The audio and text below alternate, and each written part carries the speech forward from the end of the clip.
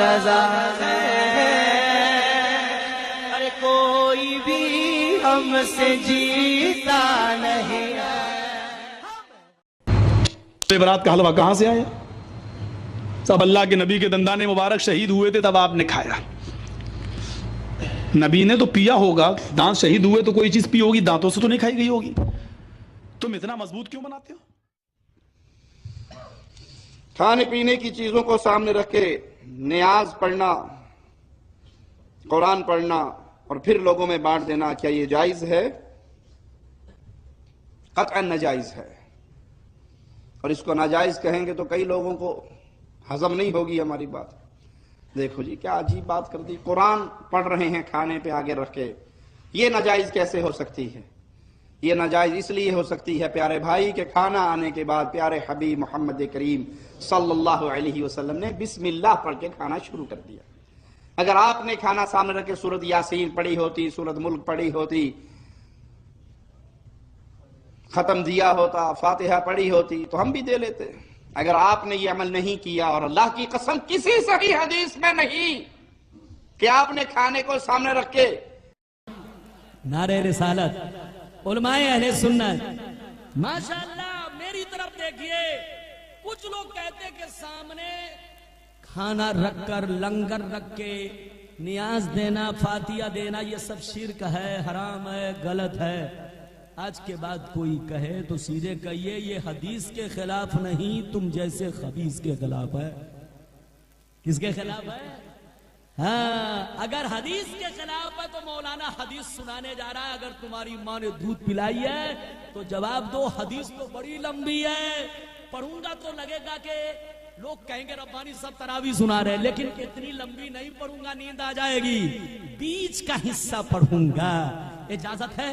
زور سے بولو اجازت ہے، لیکن ایسے نہیں سناؤں گا، سارا مجمع ہاتھ اٹھا کر بولو سبحان اللہ، اور زور سے بول دو سبحان اللہ، اور زور سے بولو سبحان اللہ۔ ماشاءاللہ غور سے سن لو، حوالہ نوٹ کرو، اللہ اللہ، بخاری شریف جلد ثانی کتاب النکاح صفحہ نمبر 775۔ کتنا زور سے بولو، صفحہ نمبر 775۔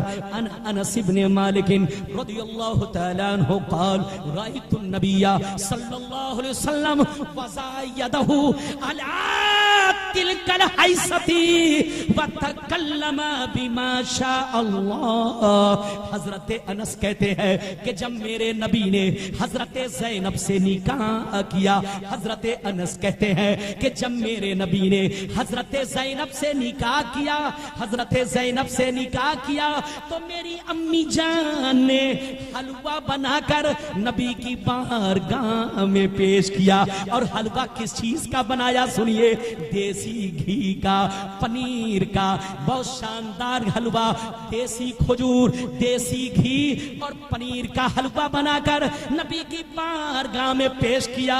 حضرت انس کہتے ہیں جب میں حلوہ لے کر نبی کی بارگاہ میں پہنچا تو نبی نے ارشاد فرمایا حلوہ سامنے رکھو۔ کیا کہا؟ زور سے بولو، حلوہ سامنے رکھو۔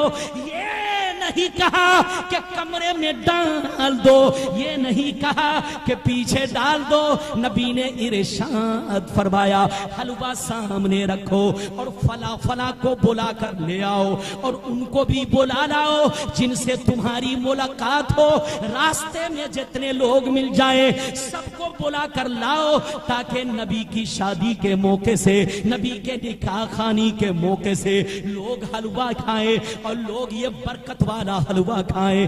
حضرت انس کہتے ہیں میں گیا، راستے کے کنارے کھڑا ہو گیا، نبی نے جن کا نام لیا ان کو بھی بلایا اور ان لوگوں کو بھی بلایا جن سے میری ملاقات ہوتی گئی۔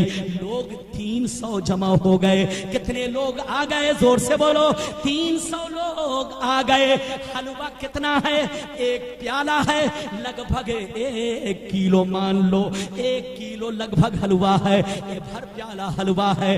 حضرت انس کہتے ہیں 300 لوگ بیٹھ گئے، میرے نبی نے حلوہ کو سامنے رکھا اور حلوہ پر اپنا پیارا ہاتھ رکھا اور اللہ کا کلام پڑھنا شروع کر دیا۔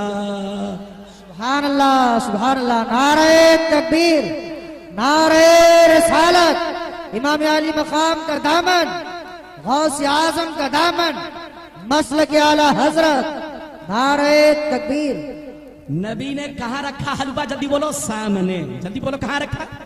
بس 5 منٹ کی بات ہے، ادھر دیکھیے وہ پاگل ہے پاگل، ان سے کہیے اس طرح کا ورڈ تم بولتے ہو تو سہارنپور میں بولو، ندوہ میں جا کے بولو، لیکن جام نگر میں مت بولنا، یہ بزرگوں کے غلام ہیں۔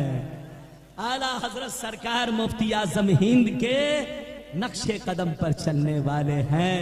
اجازت ہے جلدی بولو۔ نبی نے حلوہ سامنے رکھا، حلوہ پر ہاتھ رکھا اور کیا پڑھا؟ جلدی بولو۔ وہ پڑھا جو اللہ نے چاہا۔ اللہ نے چاہا کہ نبی کچھ اور نہ پڑھے، میرا برکت والا قرآن پڑھے، ارے بولو میرا کلام پڑھے۔ اس حدیث کے اشارے سے پتا چلا کہ نبی نے حلوہ پر کچھ اور نہیں، اللہ کا کلام پڑھا۔ جب پڑھ چکے تو فرمایا 10 آدمی آؤ، بسم اللہ پڑھ کے حلوہ کھاؤ۔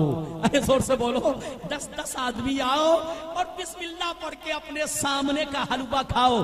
حضرت انس کہتے ہیں 300 لوگ آئے، 10 لوگ آتے گئے، حلوہ کھاتے گئے، یہاں تک کہ 300 لوگوں نے حلوے سے پیٹ بھر لیا، پھر بھی حلوہ جو کا تو۔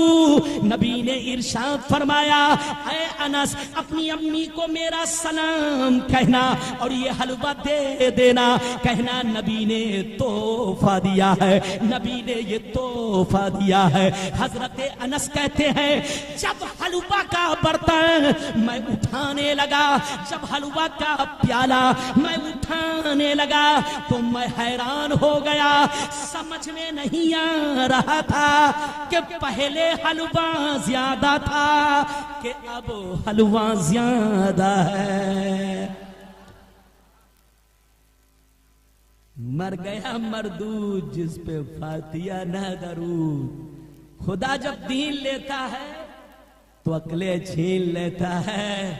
یہ لوگ لومڑی کی طرح ناچتے ہیں، لیکن جب شیر کو دیکھتے ہیں تو بیت الخلا میں چھپ جاتے ہیں۔ ایک نالائق سعودیہ کے بیت الخلا میں چھپا ہے، بیچ میں انڈونیشیا میں تھا۔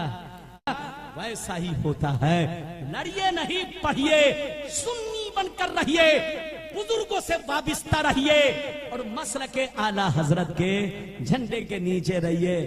ایک بات رہ گئی، میں بھولا جا رہا تھا، سنی کس کو کہتے ہیں اور بریلوی کس کو کہتے ہیں؟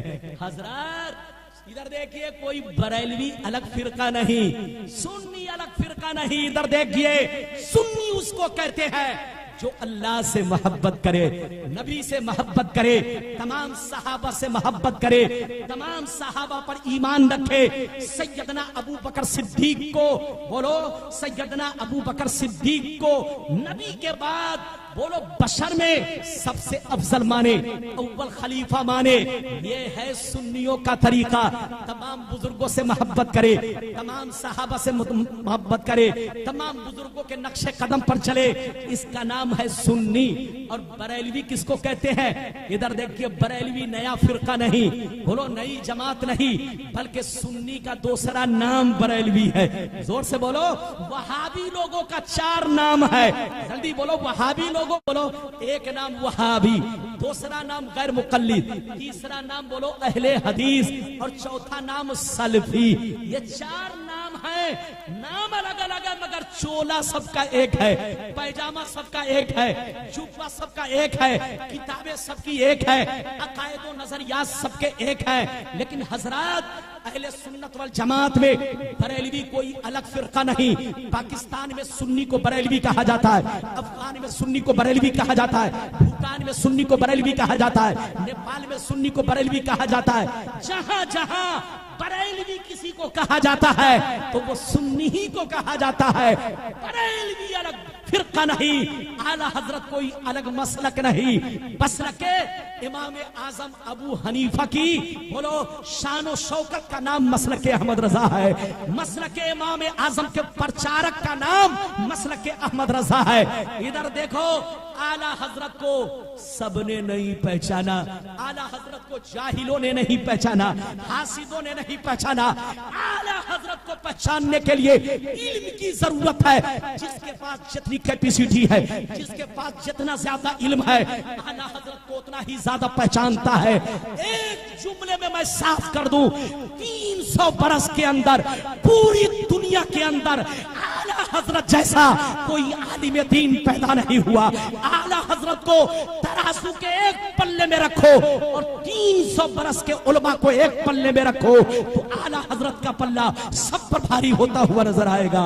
ये है इमाम अहमद रजा की शान। क्या समझेगा शैतान?